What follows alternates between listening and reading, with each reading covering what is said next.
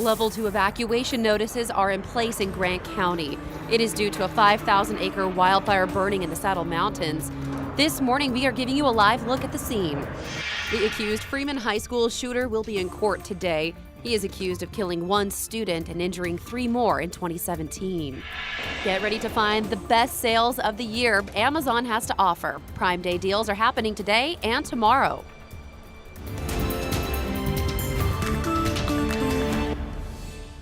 It is 5 a.m. now on our Monday morning. We are tracking breaking news this morning from Grant County. Crews are working to contain a 5,000-acre fire in the Saddle Mountains near Mattawa. We will be taking a live look at that fire here in just a few minutes, but right now you're taking a look at that map here. You can see where the evacuations are. They're level 2 evacuation notices this morning for areas east of Mattawa. Grant County officials are asking anyone living in the 23,000 block of Road O Southwest to Road R Southwest to be ready to leave at a moment's notice.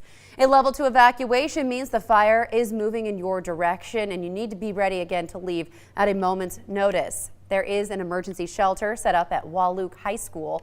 Late last night, authorities downgraded level 3 evacuation notices to level 2. This morning, we are waiting for new containment numbers, but as of yesterday afternoon, the fire was 0% contained. It is 5:01 now. Again, in just a few minutes, we will be getting a live report from KREM 2's Nicole Hernandez. She is on her way to Grant County this morning. Here at 5:01, we do want to check in with Evan Arani in the Weather Center this morning. Evan, what is Mother Nature going to be doing for this wildfire? Well, as of right now, it seems like there is still a pretty high fire danger all across the Northwest, really, due to the fact that we have temperatures just around average, so looking at 80-degree temperatures, and we're starting off the week in a breezy manner. So take a look at what we've got as far as those sustained wind speeds up toward Okanagan County. 10-mile-an-hour winds right now, 7 in Spokane, 8 in Coeur d'Alene. Although these are pretty light to start off our Monday, we are expecting winds to pick up, especially going into Tuesday and Wednesday. So that's where we see the trouble spots on the map right now, including up toward Mattawa. So there could be some trouble as far as sustaining the fire because of these higher wind speeds and because of the possibility of some higher gusts into the afternoon. We're also seeing some pretty calm, dry skies outside right now. So here's what it looks like out toward downtown Spokane. Temperatures right below average at 59 degrees for our morning temperature. We'll warm our way up to about 79, maybe 80 degrees for that afternoon high. Here in Spokane, again, those winds out of the south at 7 miles an hour. Now, the next 12 hours are going to take us to, again, about 76, 78 degrees maybe for that afternoon high. Cloudy skies are going to be the case, a mix of sun and clouds, but otherwise the majority of the day is going to include a decent amount of that cloud cover. And then as we head toward about the middle of the week, that's when we start to see things warm up a little bit more and clear out more. That's going to continue to keep our fire danger elevated. So there is a possibility that at some point this week we could see some sort of fire danger, maybe red flag warning alert go into effect. But right now things are clear. There are no watches and warnings to start off our Monday morning. Just mostly cloudy skies for our Monday, warming up to temperatures right below average. I'll send things back to you, Jen. Evan, thank you. It is 5:03 now. Spokane County firefighters contained 2 brush fires in Spokane Valley. This morning, investigators are working to determine the cause. Crews responded yesterday to the fires on East Mansfield and North Discovery Place. According to the fire department, the main fire burned 5 acres near Mirabou Park. It took crews about 2 hours to put out the fire. People in the area watched as firefighters worked to put out the flames from the ground and from the air. It's probably going to be an interesting fire season as usual. Hopefully it's a lot better than last year and a lot less smoke, but it's like it's building up again, so we'll wait and see. Spokane Valley firefighters say the wind fueled that fire. Firefighters remained on scene for several hours to put out hot spots. No evacuations were issued and no damages or injuries are reported. It is 5:04 right now. We do want to get back to breaking news from Grant County this morning. That is where we find KREM 2's Nicole Hernandez. Nicole, what are you seeing?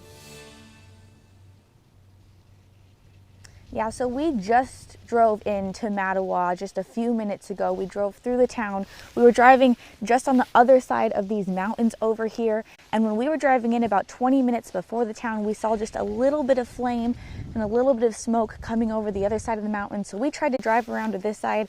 Right now we're not seeing much, but we're going to try to get as close to that fire as we can in the coming minutes. when we were just on that other side, we could smell the smoke. It's really cloudy, you can't tell, but those clouds and that smoke are really kind of coming together. You can really smell it in the air. There's that smoky smell.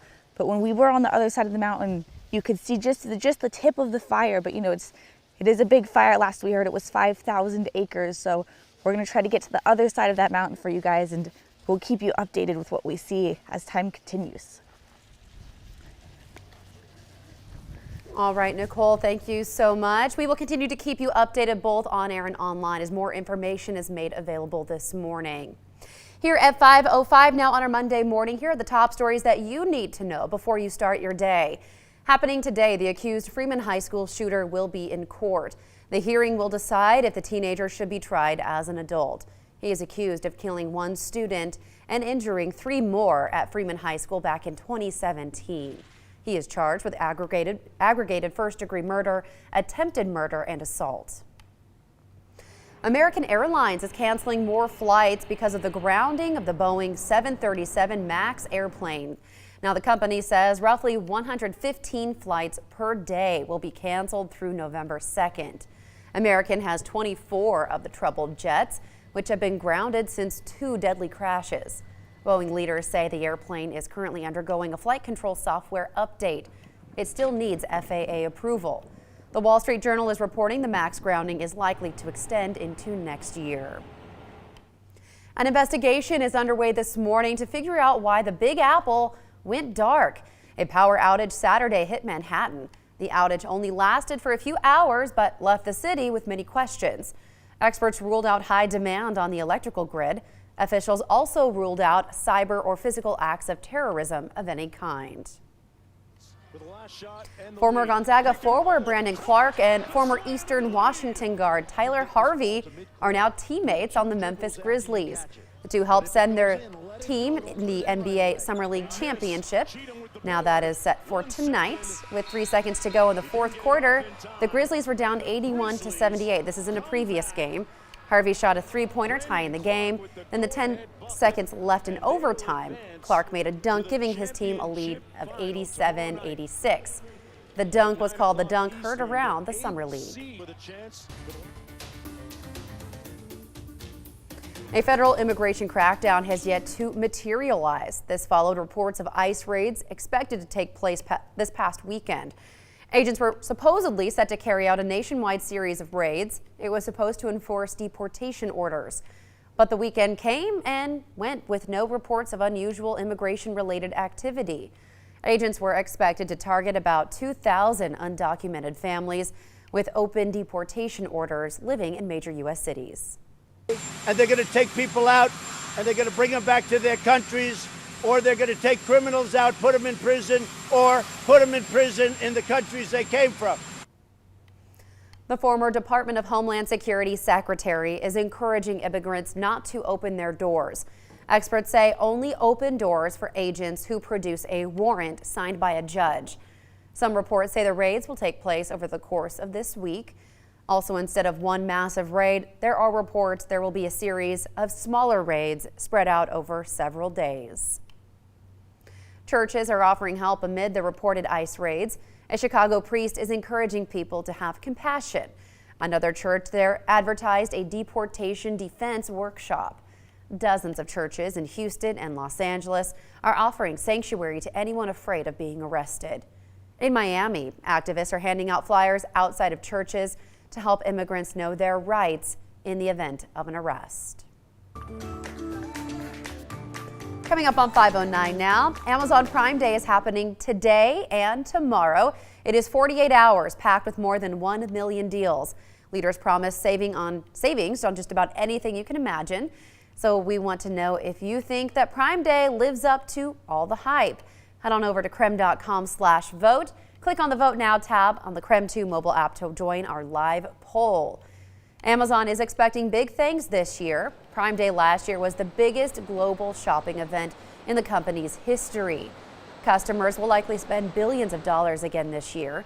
Leaders say access Amazon.com directly from your browser. They say do not access it through an email or link. And taking a look, does Prime Day live up to all the hype? 100% of you this morning say no, it does not. Again, that live poll is up throughout the remainder of our show. We'd love for you to weigh in this morning. It is 5:09 now. Tropical storm Barry continues to dump large amounts of rain as it makes its way over Louisiana.